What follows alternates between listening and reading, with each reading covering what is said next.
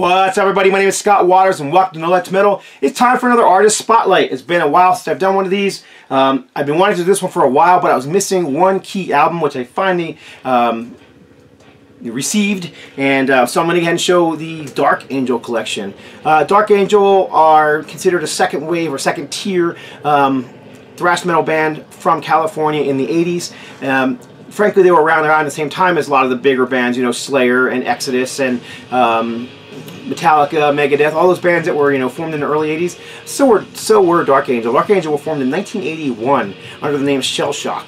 And their early stuff was more straightforward US power metal, heavy metal style. Matter of fact, they even have a song in here called Metalhead. But their sound kind of reminds me of, like, at times, the early Metallica demo stuff, you know, kind of like Kill 'Em All era Metallica. And considering this first demo, the SHELLSHOCK Into the Inferno demo, came out in '83, which is the same time as Kill 'Em All came out. I don't know how big of influence Metallica was on them, but I have to assume, you know, as popular as they were from tape trading, they probably had some influence on Dark Angel as well. Anyhow, they changed their name the next year after the SHELLSHOCK demo to Dark Angel, went for a more heavy sound. They continued to do some of these other songs from SHELLSHOCK, but they sped them up a little bit, gave them a little more aggression, and they also added songs like We Have Arrived, which of course became the name of their next album. By the way, this is I believe a bootleg. It's on West Coast Records, and it's all those early demos. Black vinyl.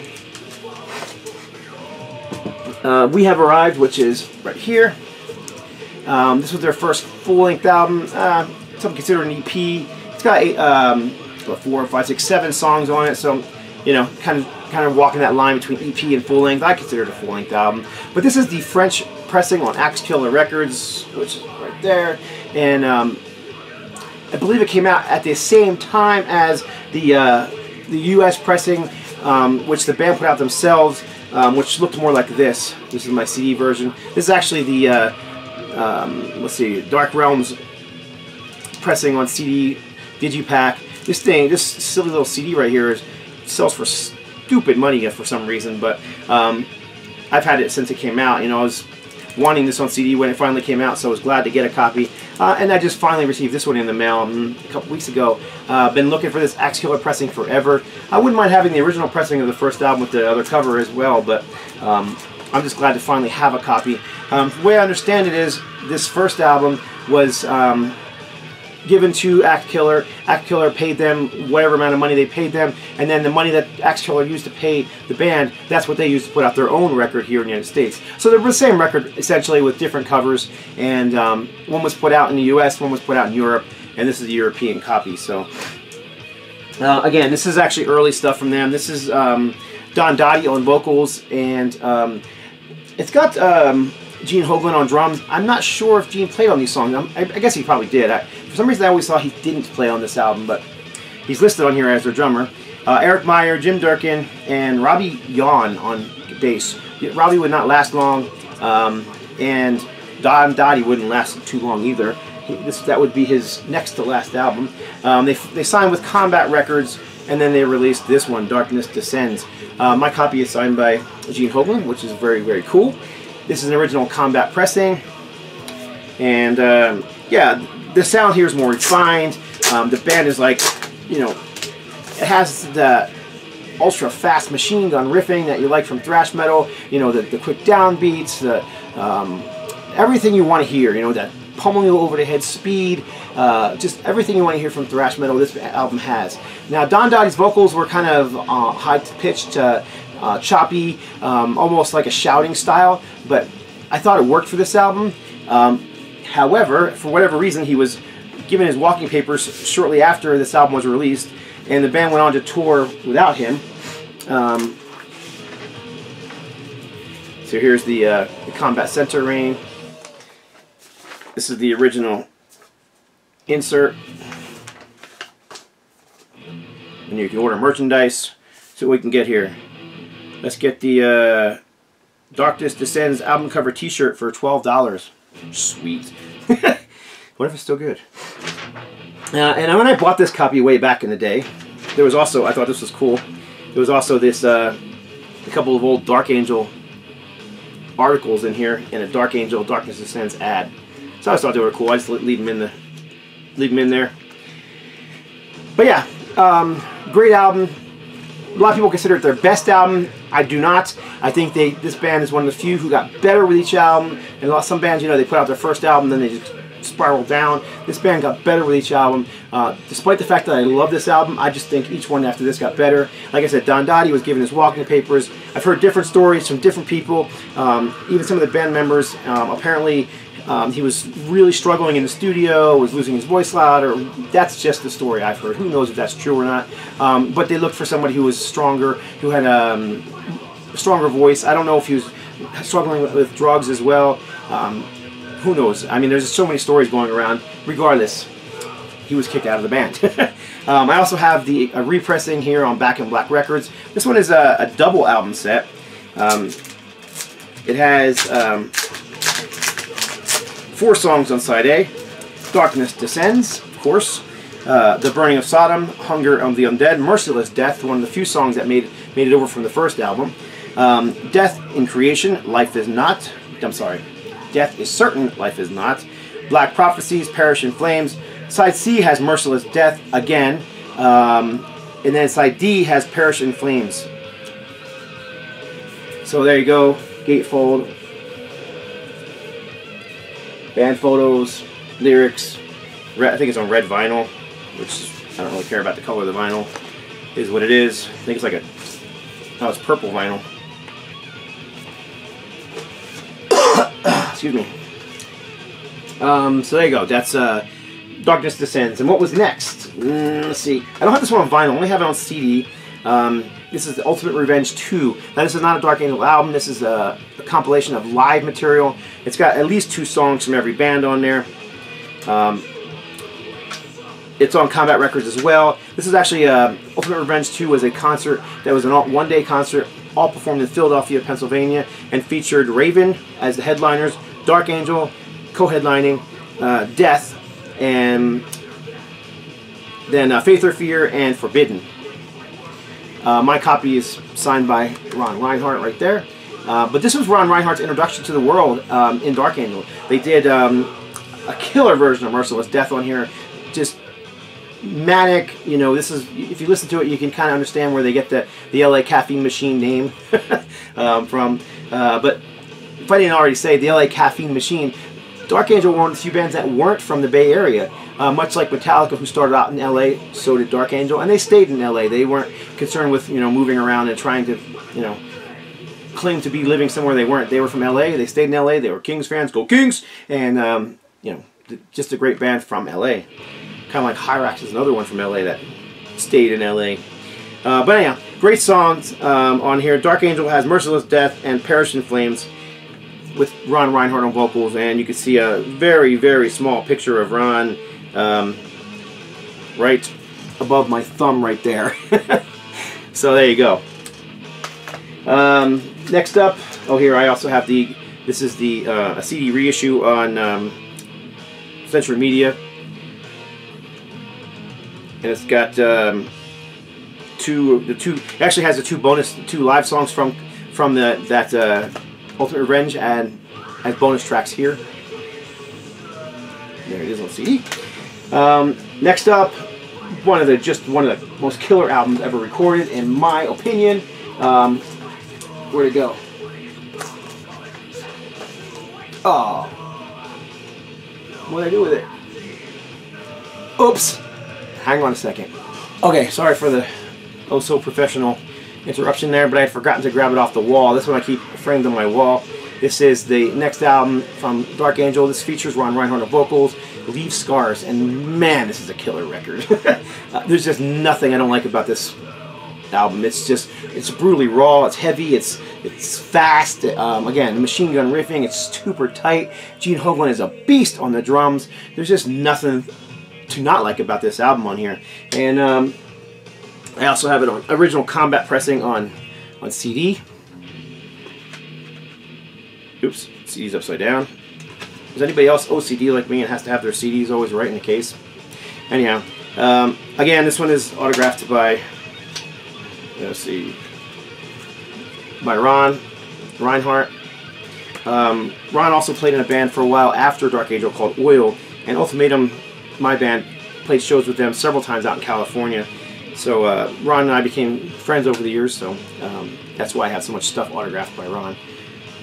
And Leave Scars, again, let's see who if I can remember all the members of the band. So you got Ryan Reinhardt vocals, Jim Durkin, Eric Meyer still, Gene Hoagland, and then Mike Gonzalez on bass. Mike Gonzalez ended up being their bass player throughout the entirety of their career and even in the recent years when they've reunited. So Leave Scars, brilliantly heavy, awesome album.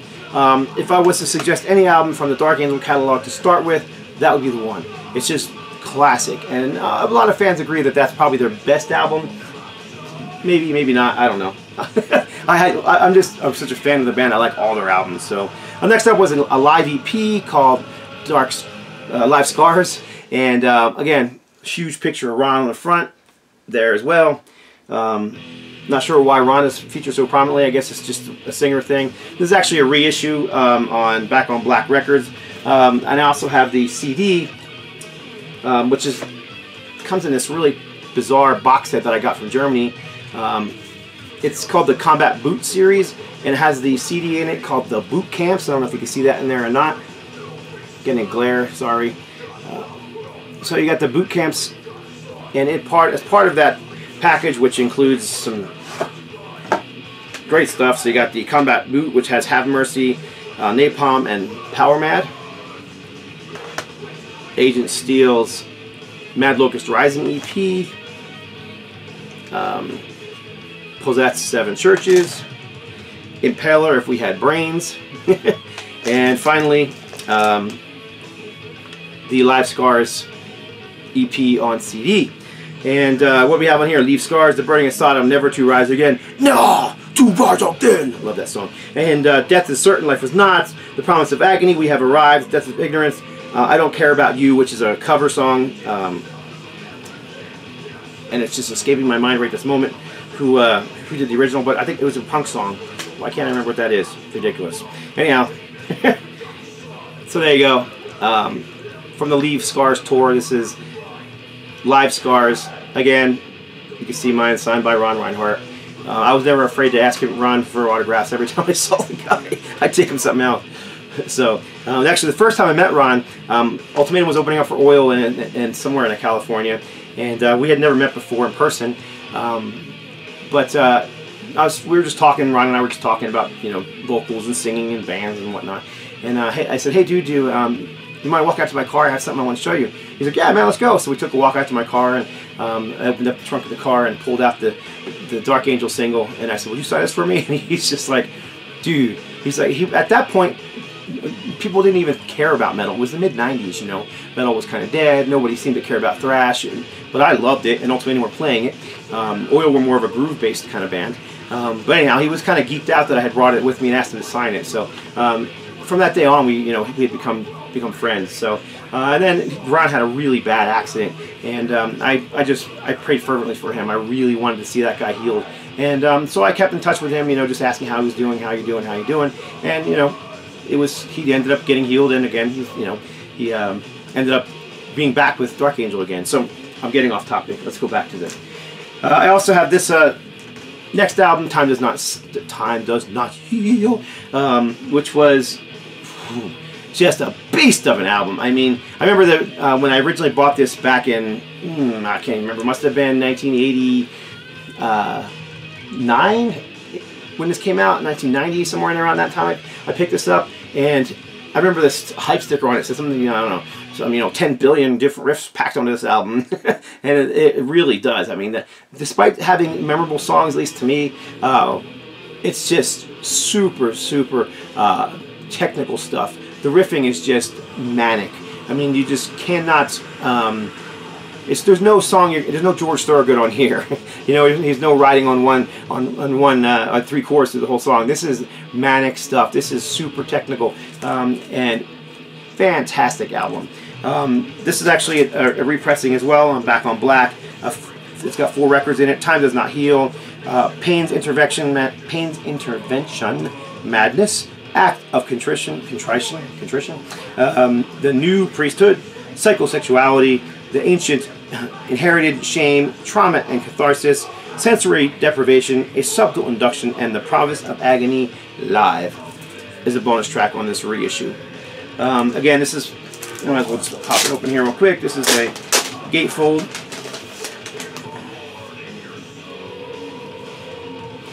It's a gatefold with the lyrics, and as you can see, there are a lot of lyrics. These songs are packed full of words, and can't say I agree with all the words. Matter of fact, knowing Ron for all these years, he doesn't even agree with the words anymore. So, just great stuff. And then also, of course, I have the this is the CD pressing of Time Does Not Heal. This is the Century Media reissue, and again, if you don't know how well you can see it, but it's signed by Ron Reinhardt. So, brilliant album. I don't know if it's my favorite album. It's hard to pick a favorite for me. I'd probably go with Time Does Not. Leave Scars is my favorite, but I also thought I would show this before I show the last album in the collection. This is where'd it go? There it is. This is actually, despite being in a frame and looking like a record cover, this is actually a t-shirt, a tour shirt from 1991 from the Time Does Not Heal tour, and you can see the pictures of the band on there. And this one also is signed by Ron. This was actually a gift from Ron to me. He gave me this shirt, and I've had it in this frame ever since. I've never worn this shirt. I don't think anybody's ever worn it. So, original tour shirt from 1991 from the Time Does Not Heal tour. Now, the lineup changed a little bit on this album. Let's see if I can find it here. So we have Mike Gonzalez on bass still. You got Gene Hoglan on bass still. You've got Eric Meyer on guitar still, and you got Ron Reinhardt on vocals. However, you had on here Brett Erickson on guitar. Brett coming out, I believe Brett came out of Viking, if I'm not mistaken. So another, you know, thrash band from that area. But these Century Media reissues from the 90s were fantastic.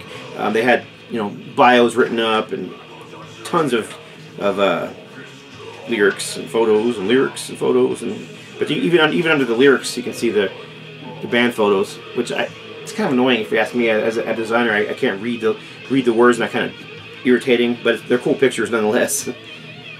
So you can see some more live photos there. Anyhow, very good stuff. So the last one I want to show is the band did reunite around, was it 2014, I believe it was, and toured the world, played all these big festivals. They're still together, and they still play shows from time to time. I believe they're playing a show in LA this year, 2017. But Gene Hoglan's a busy dude, man. The guy is just in tons of different bands. So, but I did want to show this one also. This is a bootleg called Hunger of the Undead. This is live in Chile from 2014. A very well recorded bootleg. I believe it was a radio broadcast, and features just some killer tracks. All, of course, old. They didn't do anything new here. We Have Arrived, The Burning of Sodom, Time Does Not Heal, No One Answers, Never to Rise Again, Welcome to the Slaughterhouse, and Death of Innocence, Perish in Flames, and Older Than Time Itself.